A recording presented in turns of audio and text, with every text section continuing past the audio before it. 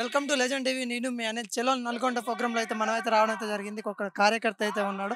అన్న చెప్పండి అన్న, ఈ విధంగా చేయడం ఎలా ఉంది? ఇప్పుడు కేసీఆర్ చేసిన పరిపాలన చాలా అద్భుతంగా ఉంది. కాళేశ్వరం ప్రాజెక్ట్ ఏదో కుంగలు బారింది, ఇరిగిపోయిందని చేసే ఈ తప్పుడు ప్రచారం కాంగ్రెస్ వాళ్ళది కరెక్ట్ కాదు. దాని గురించి చెప్పాలంటే ఫస్ట్ మేడిగడ్డకు పోవడానికి కాదు ఉద్దేశం. నువ్వు ఏ 6 గ్యారెంటీలు నువ్వు రేవంత్ రెడ్డి గారు రాష్ట్ర ముఖ్యమంత్రి గారు ఏ 6 గ్యారెంటీలు పథకాలు అయితే పెట్టిర్రో అవి ఫస్ట్ ప్రజలలో నెరవేర్చండి. ఇప్పుడు మాజీ ముఖ్యమంత్రి గారిని పట్టుకొని రండా అదేదని తిట్టడం కరెక్ట్ పద్ధతి కాదు. యావత్ తెలంగాణ ప్రజలు ఊరుకునే పరిస్థితుల్లో లేరు. ఇలా నువ్వు దొంగ హామీలు పెట్టి 6 గ్యారెంటీలు పెట్టి ప్రభుత్వంలోకి వచ్చినావు. ఈ ఆర్టీసీ ఉచిత బస్సు ప్రయాణం పెట్టినావు, 6 గ్యారెంటీల్లో గ్యాస్ 500 గ్యాస్ పెట్టినావు, వృద్ధులకు 4,000 పింఛన్ పెట్టినావు, నిరుద్యోగ వృద్ధి, డిగ్రీ పాస్ అయి ఉన్న ప్రతి ఒక్క యువకునికి ఇంటికాడ ఉండి ఉద్యోగాలు లేక ఉండే పరిస్థితి ఉన్న వాళ్ళకి 4,000 ఇస్తానని చెప్పినావు. ఇంటికాడ ఉండే ప్రతి ఒక్క మహిళకు 2,500 పింఛన్ ఇస్తా అన్నావు. కళ్యాణ లక్ష్యంతో పాటు తులం బంగారు ఇస్తా అన్నావు. రేవంత్ రెడ్డి, మరి నువ్వు గత 2 నెలలుగా నువ్వు రాష్ట్రం పరిపాలించిన వ్యవధిలో నువ్వు ఎక్కడ ఏ గ్యారెంటీలు నెరవేర్చినట్టు లేదు. ఒక ఫ్రీ మహిళమ్మ తల్లులకు ఒక ఫ్రీ బస్సు పెట్టంగానే కాదు, నువ్వు పెట్టిన 6 గ్యారెంటీలు ఖచ్చితంగా అమలు చేయాలి. చేయకపోతే బీఆర్ఎస్ పార్టీ తరపు నుంచి వెళ్ళి నువ్వు చేసేంత వరకు నీ ఎంబడే పడతామని చెప్పడానికి సిద్ధంగా ఉన్నాం. మామూలు విషయం కాదు.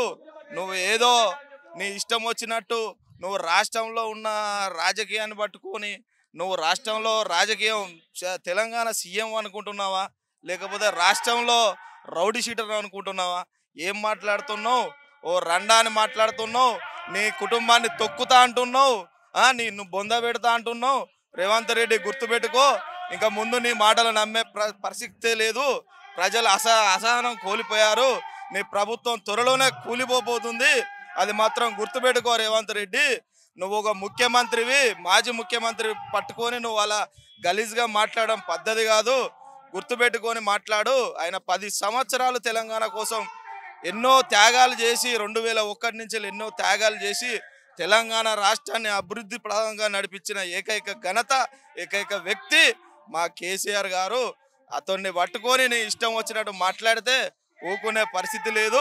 ఖబర్దార్ రేవంత్ రెడ్డి గారు, నువ్వు 6 గ్యారెంటీలు ఫస్ట్ నువ్వు అమలు చేయి. ఏదో ప్రజల్లోకి రాగానే కేసీఆర్ని తిట్టి కేటీఆర్ని తిట్టంగానే నువ్వు పెట్టిన 6 గ్యారెంటీలు ప్రజలు మర్చిపోతారన్న అది ఊహలున్నావు. నీ ఎంబడే పడతాం. 6 గ్యారెంటీలు నువ్వు ఖచ్చితంగా నెరవేర్చాలి. అది నెరవేర్చకపోతే ఊకోము. నువ్వు రాష్ట్రాన్ని పరిపాలించే ముఖ్యమంత్రివి, ఒక రౌడీ షీటర్ కాదు. బీఆర్ఎస్ కార్యకర్తలు ఎక్కడ అవపడితే అక్కడ కట్టేర్రి, బొందబెట్టుర్రి, తొండలు జొర్రిర్రి అంటే బీఆర్ఎస్ ఉండే సైనికులు, యూత్ కానీ సైనికులు కానీ ఉద్యోగులు కానీ ఊకునే పరిస్థితి లేదు. నోరు కొద్దిగా దగ్గర పెట్టుకొని మాట్లాడాల్సిందిగా ఈ సభాముఖంగా నేను తెలియజేస్తున్నా. నమస్తే. ఇప్పుడు కృష్ణా జలాలు అయితే ఏవైతే ఉన్నాయో ఆంధ్రకి తీసుకోవడానికి మనకి కేసీఆర్ పర్మిషన్ ఇచ్చాడు. ఇప్పుడు అదే కృష్ణా జలాల మీద సభ పెట్టడం ఇంతవరకు కరెక్ట్ అంట? ఒకప్పుడు 50 ఏళ్ళ కిందట తెలంగాణ ప్రభుత్వం రావాలని మేము ఖచ్చితంగా అప్పటి నుంచి వెళ్ళి కాంగ్రెస్తోనే యుద్ధం జరిగింది. అప్పుడు నువ్వు తెలంగాణ ఇవ్వకుండా తెలంగాణ ప్రజల గోస పంచుకున్నావు. ఎంతో మంది రైతులు ఆత్మహత్య చేసుకున్నారు.